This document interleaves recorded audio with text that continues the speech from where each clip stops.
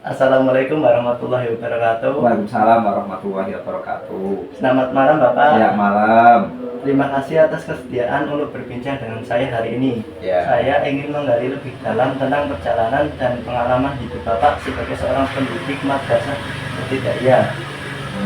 Alasan saya mewawancari Bapak karena saya terinspirasi dengan kerja keras Bapak sabar dalam mendidik anak muridnya. Masya Allah. Sebelumnya, perkenalkan nama saya Bima Lizami Raharjo. Maaf izin mewawancarai Bapak terkait pembelajaran biografi bahasa Indonesia.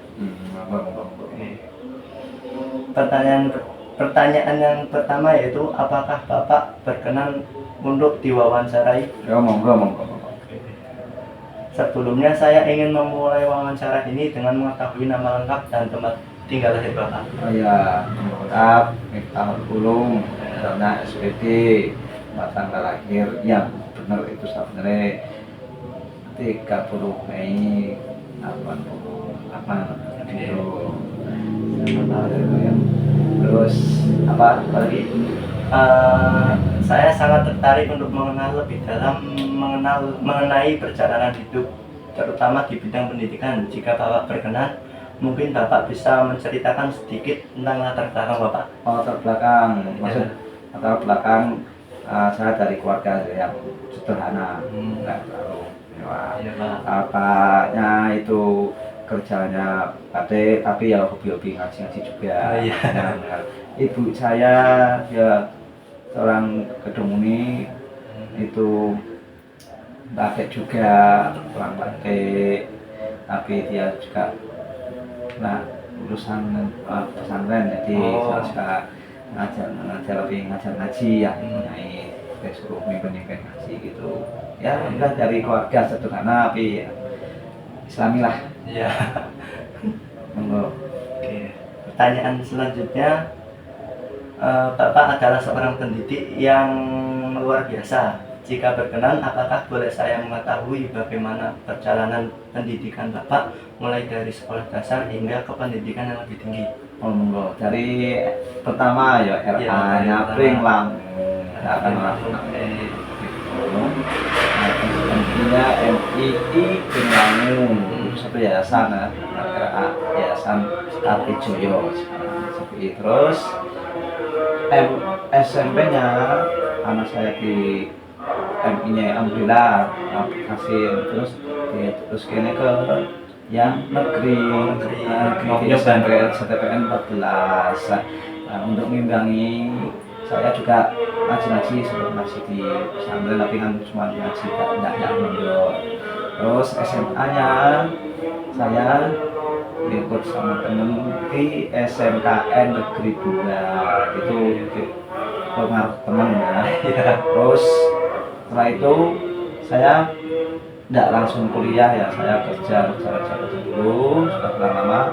Terus ada kesempatan bekerja itu di madrasah. Waktu itu saya itu mulai kuliah itu berarti baru kok kuliahnya agak telat. Kuliahnya di dulunya Stein, sekarang jadi IAIN, terus sekarang jadi UIN Gus Dur. Tapi saya ya enggak, itu satu kampus, cuman ganti nama. Atau saya mengalami daftar terus Stein, terus di pertengahan mau lulus itu IAIN, Gus Dur, itu saya baru lulus. Jadi saya itu kuliahnya agak telat. Oke, boleh dilanjut pertanyaannya Pak? Apa yang mendorong Bapak untuk memilih jurusan yang terkait dengan pendidikan? Apakah ada sosok yang menginspirasi Bapak dalam memilih profesi guru? Ya, yang menginspirasi saya itu ya yang pertama para guru-guru ngaji saya. Saya itu ngaji itu enggak satu guru ya, pindah-pindah ya, semuanya punya ya kelebihan masing-masing. Guru ngaji itu dihitung sampai berapa ya. Terus yang menginspirasi lagi guru-guru di madrasah, di SMP ada guru, di SMA ya ada yang menginspirasi. Perlu disebutkan atau enggak? Sekilas saja ya. Ya, sekilas saja. Oke ya. Terus di waktu itu teman-teman juga itu menginspirasi saya karena saya itu akhirnya kerja di mana kerja juga di madrasah MI, ada teman guru yang menginspirasi saya untuk jadi pendidik. Makanya saya ngambil jurusan yang terakhir itu di PGMI, pendidikan guru madrasah ibtidaiyah di Istain di IN itu. Pertanyaan selanjutnya yaitu sejak kapan Bapak mengajar di madrasah ibtidaiyah ini atau bagaimana awal mula perjalanan karir sebagai guru? Oh ya, saya itu karirnya itu sebenarnya dulu itu berliku-liku dan lama sekali itu. Saya itu tidak langsung guru. Pertamanya itu saya itu kerja sampai bertahun-tahun itu sama sekali tidak dengan pendidikan. Terus sama-sama pindah-pindah kerja, cari pengalaman kerja sampai keluar kota, sampai ke gunung-gunung sampai nggak bisa lo jadi bagian pemasak, jadi di dealer di pindah-pindah terus sampai jualan sampai dagang sendiri.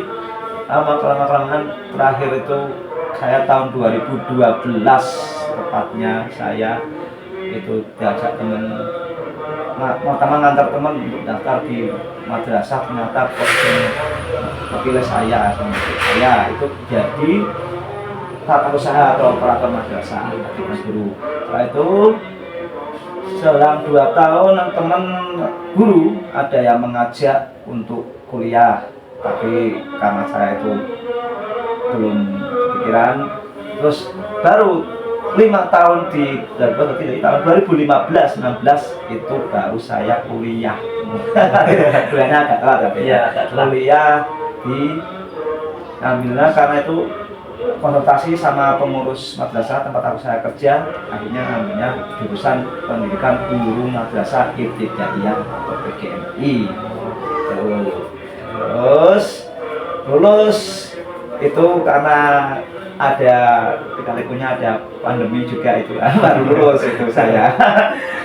Iya, Lulus itu saya lulusnya saya itu pindah madrasah di sini di Karangdowo 1. Di Karangdowo 1 jadi ngajarnya agama sama bantu-bantu jadi operator madrasah. Nah, tahun 2021 tahun 2024 nah saya disuruh bantu di Karangdowo MI Wali Songo Karangdowo 2. Itu satu yayasan dengan MI Karangdowo 1 ya. Nah, itu awalnya di Tegalrejo dari tahun 2012, tahun 2018 di Karangdowo 1, tahun 2024 di MI KWS Karangdowo 2 saya jadi wali kelas. Tapi saya sudah lulus tahun 2021 dan saya jadi wali kelas tahun 2024. Lanjut ya Pak. Apakah ada perubahan dalam dunia pendidikan yang Bapak rasakan sejak pertama kali mengajar hingga saat ini? Wah, banyak sekali perubahan ya. Ini perubahannya dari segi kurikulum atau dari segi siswa, dari segi metode mengajar, metode mengajar aja. metode mengajar ya juga berubah sih, tapi semakin berkembang. Nanti tidak berubah, tapi semakin berkembang mengikuti perkembangan zaman, mengikuti teknologi, mengikuti keinginan masyarakat, ya keinginan siswa, kebutuhan siswa, dan mengikuti juga pengalaman dan pengetahuan baru saya. Saya banyak sekali pengalaman dari teman-teman yang istilahnya mempengaruhi, menginspirasi ya.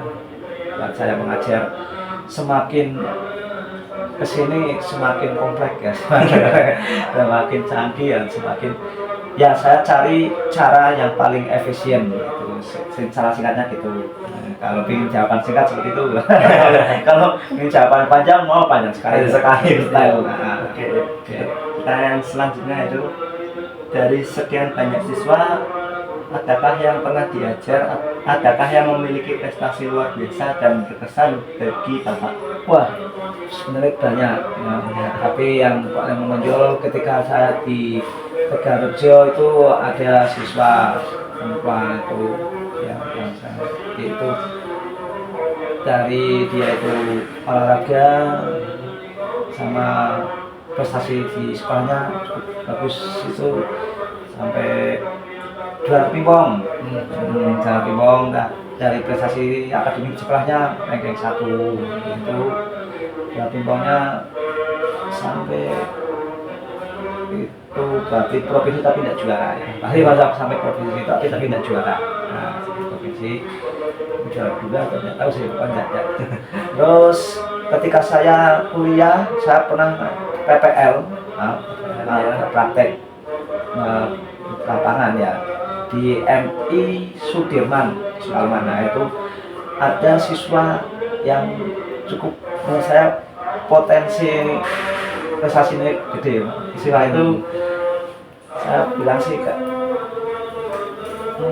bisa multi talent lah ya. Tapi kira dia itu soalnya itu karena pintar tapi bagus juga, jadi enak sekali untuk belajar. Itu ada siswa perempuan lagi ya. Itu sebenarnya dia tuh di sekolah itu prestasi di sekolah olahraga dan ya akademik, tapi di situ saya coba dia itu ikut lomba tilawah. Sebenarnya saya itu backgroundnya tilawahnya juga kurang sih, tapi saya nyoba ngajar gitu. Sama saya juga terinspirasi sama teman-teman yang di pesantren itu, kok ternyata dia mampu juga. Nah, berarti kan dia itu lumayan multi talent gitu ya. Terus di MI Karangdawa 1 sendiri ada satu anak perempuan lagi ya, namanya Jati atau bukan nggak mau sepak bola ya. Itu saya masuk pertama itu tak lihat nih, siswa itu berpotensi sekali ya. Yaitu prestasi di akademik sih rata-rata ke atas, teman tidak terbaik, cuma rata-rata di atas. Terus ya karena enak tak aja bisa komunikasi enak, dia pernah tak latih itu pidato, yang bisa. Tapi prestasinya yang besar itu bukan di situ, dia tuh juara larinya itu sampai jalan sampai provinsi dia. Jadi ikut Porsema itu dari kecamatan, kabupaten juara, terus lawannya sampai anak-anak SMA sampai ke provinsi. Itu tak antar saya 4 hari di Temanggung itu, Porsema Temanggung. Di sana itu puncaknya lari itu finishnya hampir berbarengan dengan yang juara. Kurang sepersekian detik. Nah, itu kalau dia sampai berhasil ya sudah ikut di tingkat nasional. Nah, itu saya itu semangat tuh yang prestasi paling tinggi itu. Kebanyakan karena laki itu satu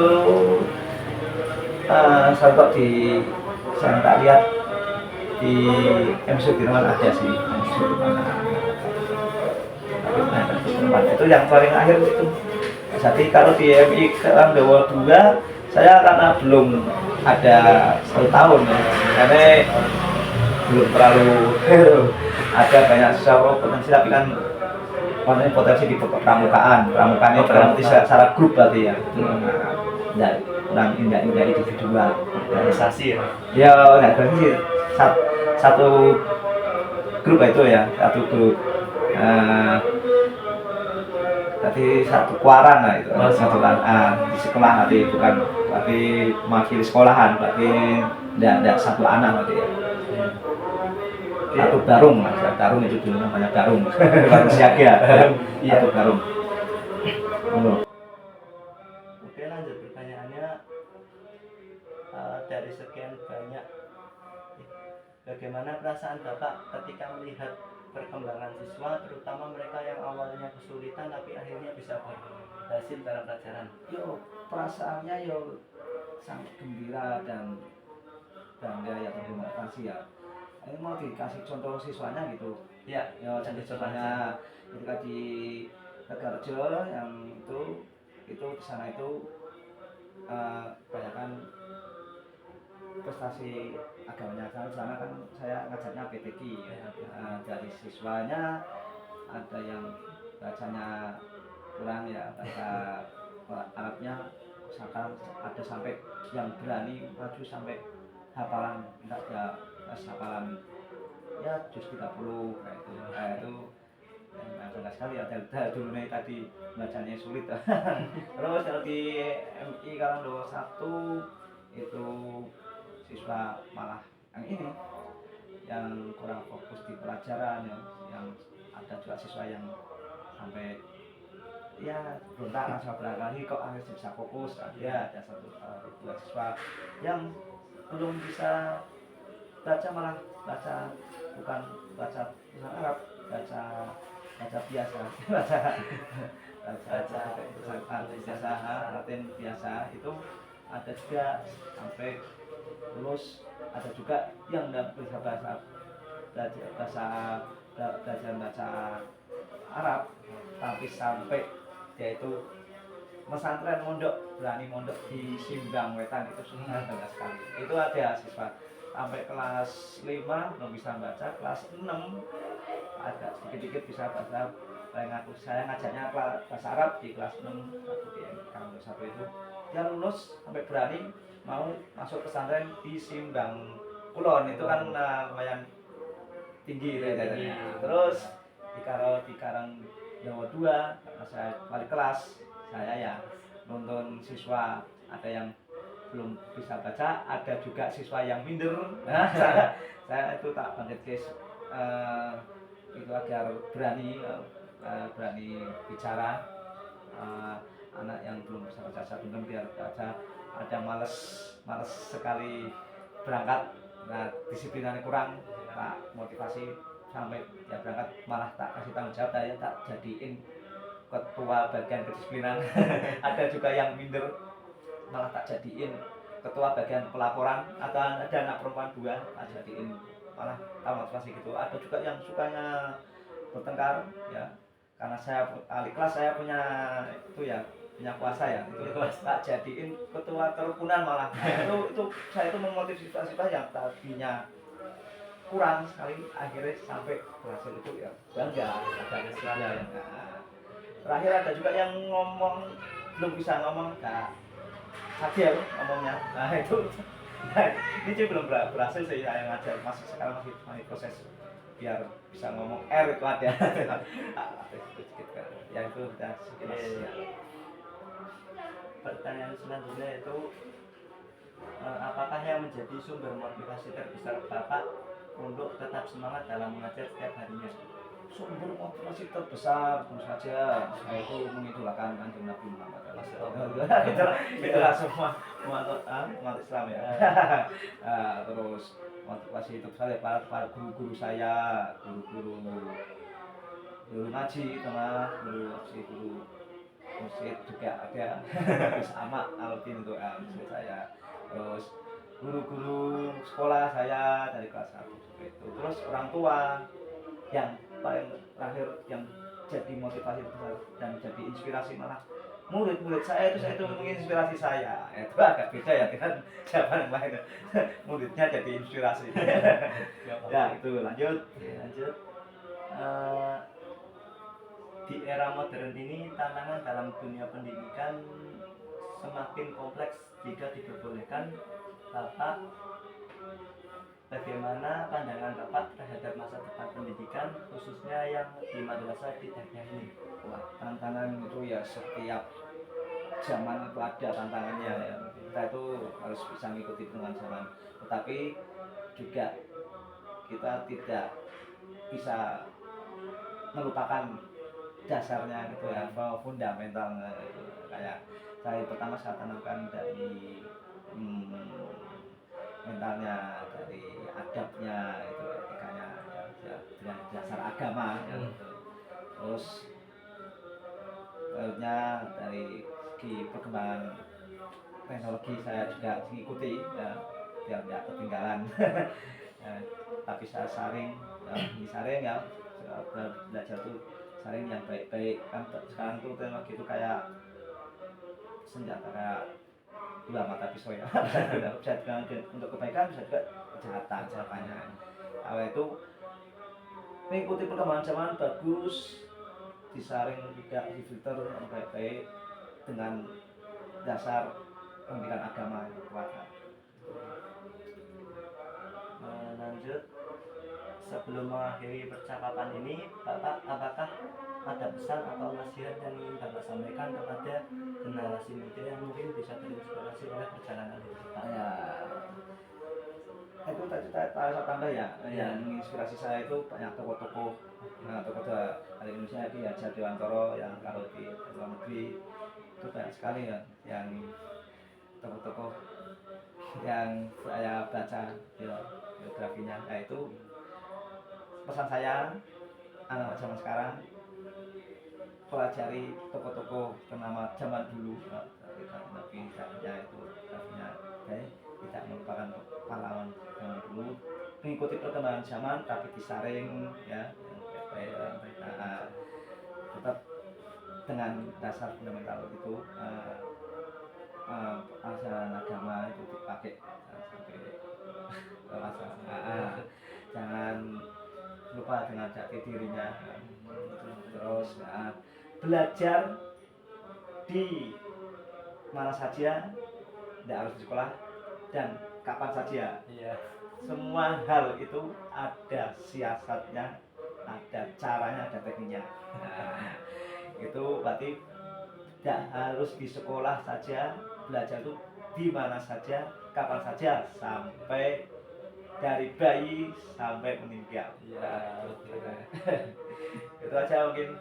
Iya Pak, makasih. Oke Bapak, terima kasih banyak atas waktu dan kesempatan yang telah diberikan. Saya sangat menghargai kesediaan Bapak untuk berbagi kisah hidup yang sangat inspiratif ini. Semoga apa yang telah Bapak sampaikan dapat memberikan manfaat dan inspirasi bagi banyak orang. Amin. Semoga Bapak selalu diberikan kesehatan dan kesuksesan di masa depan. Amin. Oke, sekali lagi makasih ya Pak. Ya, sama-sama.